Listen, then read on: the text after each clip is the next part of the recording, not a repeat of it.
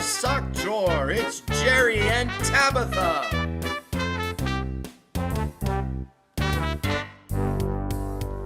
Today's topic, stop texting and start talking. Now, please give a warm welcome to Jerry and Tabitha. Good morning, Jerry. How are you today? I'm having a rotten morning. I got this crazy message from my friend Argyle last night. What did he say? I wish I could tell you. The whole thing was written in code. I couldn't figure the damn thing out. Well, tell me what the message was, and I'll help you translate. Okay. The first thing I saw was OMG. That means, oh my God. Oh my God? Why didn't he just write that? Do I need to go to some special linguistic school to learn how to read a text message on my cell phone? People have to abbreviate their messages on a cell phone because it's supposed to be a quick and convenient way to communicate with one another. And you only have 160 characters to fit on the screen. Well, that Argyle is definitely a character. What else did he say? It said OMG. Saw show LOL. The part where you showed the monkey haters had me ROTFL. Then they had this little smiley face which looked like a semicolon with parentheses. All it said was, yesterday's show was laugh out loud, and the monkey waiters had them rolling on the floor laughing. So why didn't he just say that? Well, Jerry, that's a very good point, and why today our subject is about texting, and if in a social dating environment, people tend to text too much and should start talking to one another. Well, I don't know about you, Tab, but I would rather talk to someone than send a stupid message that you need a translator for. I agree, Jerry. So today's topic then is quite appropriate. Apparently, text messaging is taking the front seat in terms of communications these days, especially when it comes to dating. Yeah, I guess that's true. Friends like Argyle aren't going to be able to put a sock in text messaging. But how do you develop a relationship with someone through texting? It's so impersonal to me. I agree, Jerry. Today we're going to hear from a couple of different people about their experiences with text messaging and dating, which, by the way, we're calling textimonials here on the show. We'll start off with Dan, a 50-year-old single man who is a diehard supporter of text messaging. There's no way you can be in a relationship at 50 years old and not use text messaging. Are you kidding me? Here's the chief advantage. I don't have to talk to you live. It's fantastic. There's other minor advantages, like, for example, if I use a text message, then there's no background noise, so you never really know where I am, which comes in handy. Also, no more games. If you send me a text message saying, are you mad at me? I realize this is a code for you're not paying enough attention to me, but I can use a text message and simply text message back, yes. And then we use the big advantage, the 160 character limit. What a great invention this is.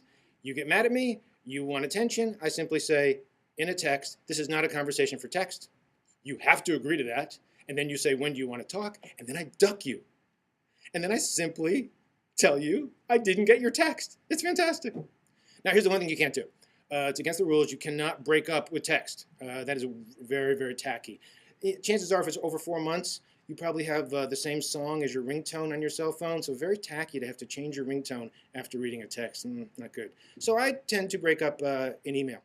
Okay, this guy has some serious communications issues. Guys aren't very good at expressing themselves emotionally. And that's not really what females want either. Texting is fine for the logistics of a date. Where to meet, am I running late, where are you sitting? But to get to know the person, you need to carry on a conversation. That face-to-face communication is crucial to getting to know a person. And don't I know that, Tab? All you want to do is yap, yap, yap. But women don't always have their finger on the pulse of technology. Take, for instance, Allison, who is a 32-year-old female who sometimes gets confused. So here's what happened. Went out with some coworkers for happy hour, and happy hour was not too happy. I ended up having a little too much to drink and had a little rendezvous with the boss man in the bathroom. In the heat of the moment, panic-stricken, nervous, not really knowing what to do, seeing as how I have a boyfriend, I sent a text to my boss saying, let's keep it profesh tomorrow. and maybe not tell anybody, and I sent it to the wrong person. I sent it to my boyfriend. It's now 3 days later. I haven't heard from him, and he's not returning any of my phone calls. Maybe I should have never sent the text in the first place. I pretty much learned my lesson. The text bit me in the butt. Here are two completely different testimonials about using text messaging. You know, I can remember when boys would just send me a love note to express their feelings for me, and I would fold it up and save it. How cute could you have been? You're just a sock puppet. Stop that! At least there's something romantic about receiving a love note. Today, for a female, after she gets the text message, she has to stress over how long she should wait to reply. How do I interpret the meaning of the text? And what happens if he doesn't reply to my text? Well, men don't like to talk on the phone. Our goal is to get off the phone as quickly as possible and have the woman on the other end still interested in wanting to see us. We know that every word out of our mouths will be analyzed by, what does he mean by that? Jerry, I think we found the perfect couple to illustrate what we're talking about. We'll start with Pam, a 28-year-old single female. So I'm feeling a little frustrated today. I was out last night, met a really nice guy, and we had a great conversation. I was totally looking forward to connecting with him today, seeing what would come of it.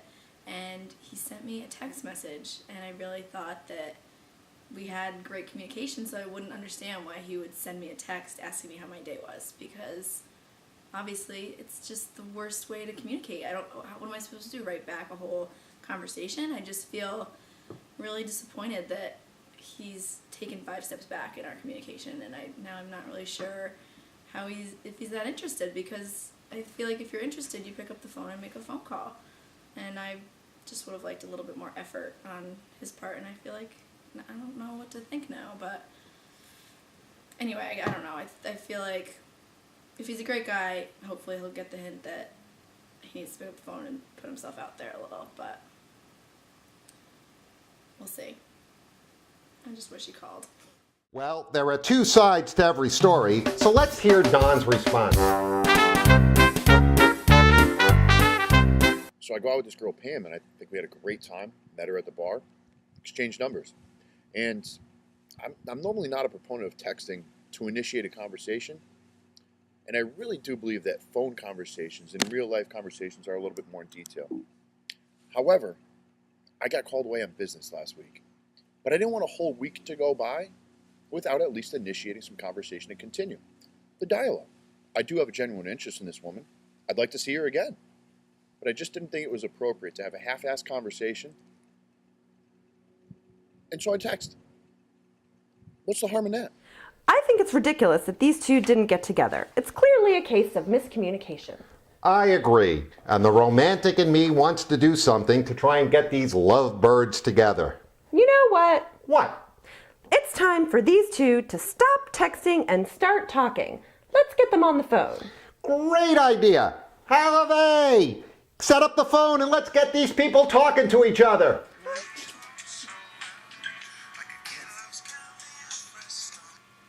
Hello? Hi, Pam. Don Tinker. How are you? Hey, Don, how are you? I'm good. You remember the name, don't you? Yeah, of course. Oh, great.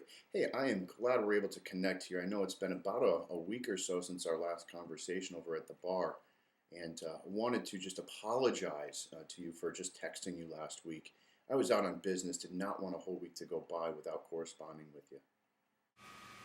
Oh, that's really nice of you to explain a little bit, because I do prefer to speak on the phone rather than via text. So thanks for saying that.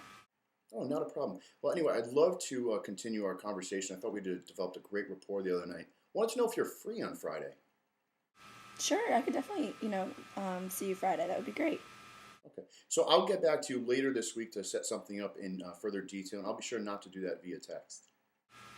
Okay, thanks. Yeah, it'll be great to hear from you later this week. Likewise. Take care, Pam. Bye-bye. All right, talk to you then. Bye-bye. I feel my sock tearing up. Oh, that's just a piece of thread. But But you see how by people talking instead of texting, all the confusion and miscommunication has been taken out of the equation? So I guess it really means it's time to stop texting and start talking. But does that mean I can't text you asking if you're still up at 3 a.m.? Oh, Jerry, of course. Your drawer, mine. On that note, say goodnight, Tabitha. Goodbye. See you tomorrow. Bye! Bye. Tomorrow on Jerry and Tabitha, password hacking with Halavey.